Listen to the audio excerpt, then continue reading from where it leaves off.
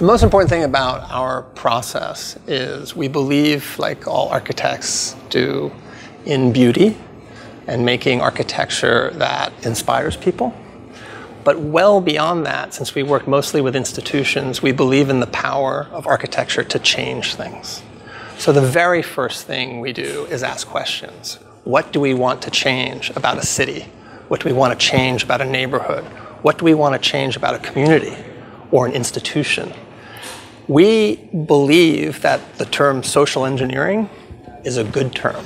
And we believe that architecture can bring about outcomes in how people interact, how people socialize, how people feel.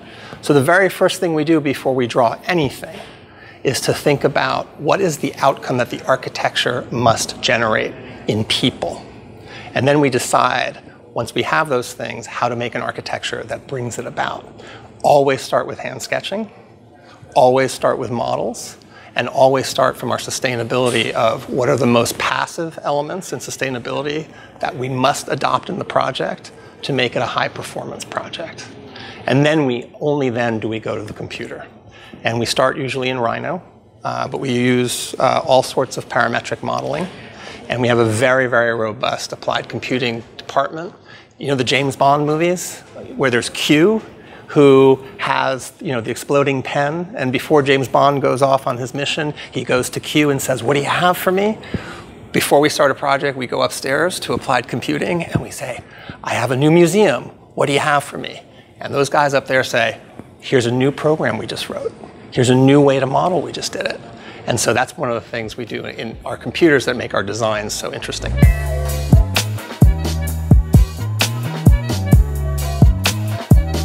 So first I want to say we're living in the most exciting design century ever. Forget about the Renaissance and Da Vinci.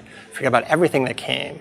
Because for the first time ever, there is architecture, digital technology, and humanism together. And so in this century, the architect will finally be called on to solve many more of our planet and our society's problems, right? It's not just making things that look cool, but actually that change the world. And what we're finding right now is we're not scared of that digital technology at all.